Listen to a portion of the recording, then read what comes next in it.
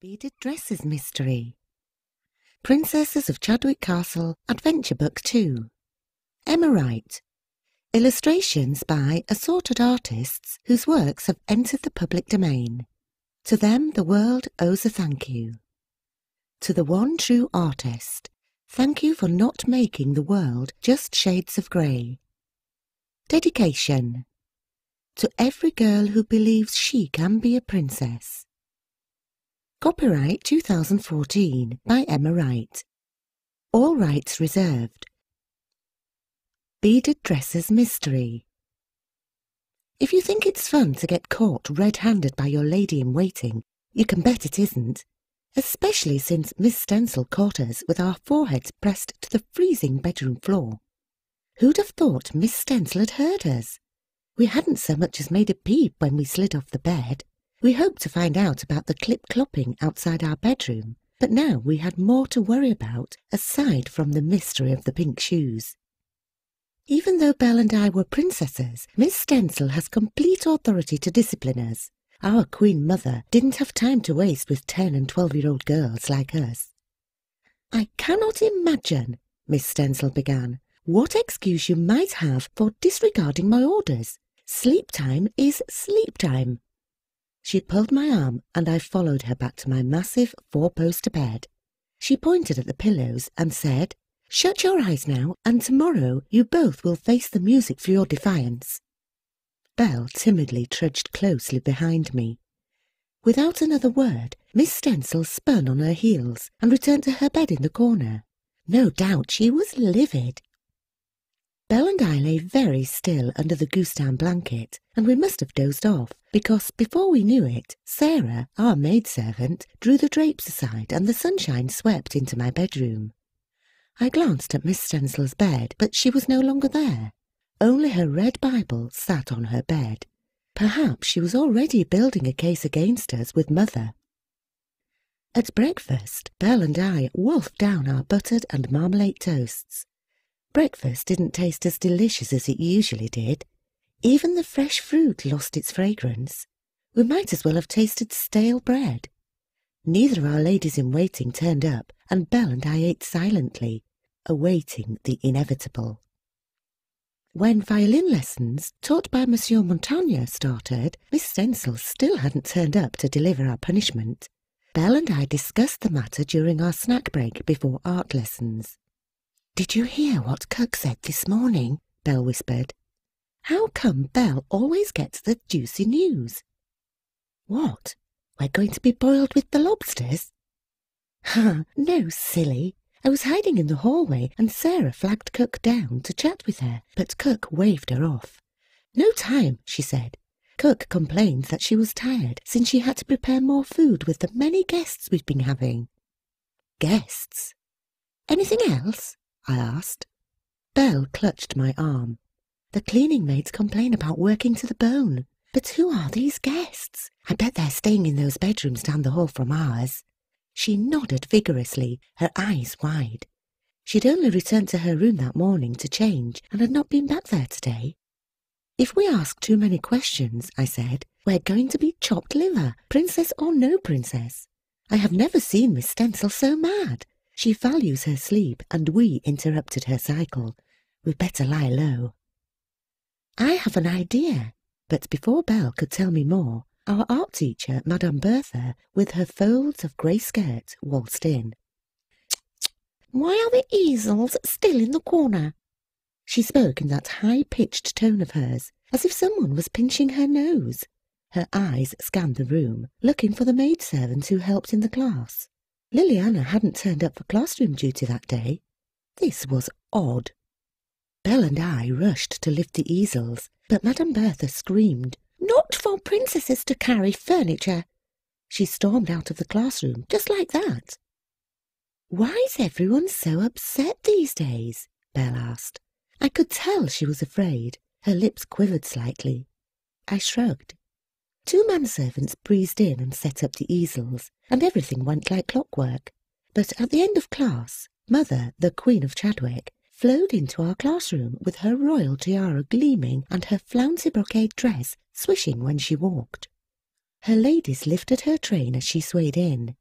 Our mother was a beauty, even if she was our blood relation. No biases. Once I painted a portrait of Mother reading, but it didn't quite capture her elegance. "Girls," Mother said in her sing-song voice. She proceeded to relate her disappointment with us for upsetting Miss Stencil, and that if we didn't turn from our disobedient ways, we would not be allowed to follow her party of noble ladies to the Royal Charity Picnic this weekend. It was my 13th birthday in 3 days, and this must have been the celebration prepared for me. I thought it was to be a surprise. Naturally, it would be heartbreaking not to be present for my own birthday party. She passed me a sprig of flowers arranged in a basket and waited for us to respond before leaving. "Yes, Mamma," Belle and I said in unison and curtsied to her. Open-air picnics were rare and could be exciting. I promised to stay true to my words and not create any further trouble for our staff. But just as we finished our high tea in the dining hall that evening, I noticed something that couldn't be explained, and my curiosity sense went up. Strange thumping noises came from our ceiling. Directly above our dining hall were the bedrooms. "What was that?" I asked Miss Stencil before I could stop myself. Belle threw me a "don't cause any trouble" glare. "What was what?" Miss Stencil looked down her nose at me and set her tea gently on the table. "Never mind," I said, and pretended to concentrate on the spoonful of strawberry soufflé in my mouth. Miss Stencil was pretending she had not heard the commotion coming from the rooms above. But why? This must be related to the strange pink shoes pattering outside my bedroom last night. On rare occasions, when we finished our schoolwork early enough, we were allowed to play with the dollhouse in Belle's room. It was decorated with wallpaper, furniture, and even had a working faucet in its kitchen. Familiarising ourselves with how our villagers functioned and lived would help us to be wiser princesses, our father the king insisted. We didn't complain, since we especially enjoyed playing house with the dolls that had moving arms and legs. Tonight was such an evening. We were done with all our work, with hours to spare before bedtime. Perhaps it was because we had not chit-chatted as we usually did. Miss Stencil was only too glad to shoo us off to play as if we were little doves. "It's a good thing we're alone," Belle whispered, even though we were in her bedroom by ourselves. Her bedroom, too, came with a large hearth, but since Belle preferred to sleep practically in an icebox, she only had the fire blazing in the middle of winter. "You have a scheme brewing in your head?" I smiled. My sister was an open book. I trudged to the window and peered at the moor in the far distance. It had been a wet spring day. A fire would have been a welcome change. She pulled my arm and led me to the fireplace. "I don't know how to start a fire, much as I'd like to," I said. A shiver ran up my spine. The cold was getting to my bones. I reached out to the bedspread on her bed and wrapped it like a shawl over my shoulders. "I have a secret. I learned it earlier today, and I'd been meaning to share it with you, but I didn't get a chance." "Secret? Did you find the keys to the rooms down the hall?" We'd suspected that those chambers were occupied by the mysterious guests. No such luck, but she made a number 1 sign with her forefinger and then pointed at the fireplace. "I get it. You learned how to start a fire. Congratulations," I said. "Funny. Come quick." She gestured at me to hurry and glanced over to the door. Despite my attempt to stay calm, my heart rate quickened, and I, too, turned to check on the door. But when I swung my head back to face Belle, she was gone. "Belle? Hey, Belle!" But something seemed to have taken Belle away. I peeked under the bed to check if she was there. "It's not funny. You want me to get Miss Clotty here?" I said loudly, risking being heard by any of the serving staff who might be outside cleaning in the hallway. "Boo!" She tapped my shoulder, and I practically leapt out of my skin. "Where were you?" "Still mocking my secret?" "I wasn't. Okay. What did you do?" "Come." She dragged me by the arm to the empty fireplace and ducked inside it. Clearly the hearth in her room was larger than the one in mine, but what was also impressive was that we could actually stand inside it. Belle pushed the back wall and it swung around to reveal a room. A dark room. Amazing! Like my secret? Make sure you never hide in here if they want to light a fire. You could get baked, I warned her. Only if I remained in here, but it's a passage. It goes all the way in. She waved her hand toward the inner part of the dark space. Where does it go? I haven't found out. I came across it this morning after I changed out of my bedclothes. Miss Clotty left me for a bit after she'd buttoned my bodice. I could have sworn I heard someone giggle in the fireplace. I thought they were strange guests, so I went to check. That's when I made this discovery. She gestured about. We need light. I snatched the lamp Belle always had at her side table. Don't burn yourself, Belle said, as she eyed the wavering flames. I scoffed and entered the passageway in the fireplace. What if the door closes on us? Oh, I never thought of that. After I placed a shoe so the wall would not swing back accidentally, we stepped into the secret tunnel.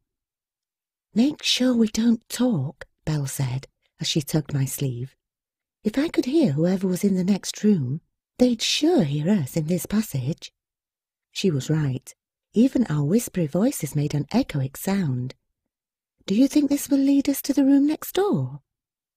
Possibly. Shh! And she held my hand as if afraid. It wasn't a long tunnel, maybe just 20 steps total, and before we knew it, my forehead, since I was in front, hit a cold wall. I placed my ear to the stone and listened. Nothing. Considering the bearing of the tunnel, we must be close to the exterior wall of the castle. We felt the stones as we shined the lamp upon it. Finally, Belle got mad and kicked at the wall and it gaped open. A freezing breeze swept into the passageway. The opening, like a doorway, led outside. Below us was our garden, and far off was the moor, with the skies darkening. I stepped out onto the ledge, in the hopes of seeking a way to the room next door, and almost fell to the ground floor. Thankfully, I'd grabbed the lip of the opening in time. That saved me from certain demise. If you'd have fallen, Belle said, Mother would kill you, and we both giggled. We were more nervous than we would admit. When we peered down out the opening, we noticed that the casement to the room next door was open. It was a short few steps on the ledge to the window. Belle volunteered me to be first, since I always liked to be the leader. The drapes to the room were drawn, so it was impossible to tell if I'd step into a room full of people. In any case, it was quiet enough. Whoever had stayed there earlier could be out, perhaps dining with my mother, since the adults took dinner much later than we did. I slowly pulled the green velvet drape aside and peered in. It was dim but not dark in the chamber. In the large space there were 2 beds, what looked like 2 bureaus in the corner, and a terrible mess overall. Also there was a strange contraption bearing odd-shaped objects I couldn't identify from my vantage point. I stepped into the room and stood aside so Belle could follow suit. She had the lamp hanging on the crook of her arm. On account of my gown, she almost tripped and smashed the lamp when she fell sideways. It was a good thing the oil lamp wasn't lit, as it broke to smithereens. It was ridiculous doing detective work in a full skirt with layers of tulle underneath. "What do we say if we get caught?" Belle whispered into my neck. Her breath felt ticklish, and I wanted to giggle but stopped myself. "We'd better not get caught, especially not after last night." She nodded, hitched up her skirt, and tiptoed towards the strange furniture with what looked like clothes hangers bearing strange objects on them. In the dim light, we saw jewelled stones and sequins and glittery beads sewn on the objects, each of a different hue. They were costumes the likes of which we'd never seen before, and they were gorgeous, even if their hems ran shorter than the gowns we were used to. Much craftsmanship had gone into these works of beauty, They were almost more beautiful than the dresses our royal mother wore. Almost.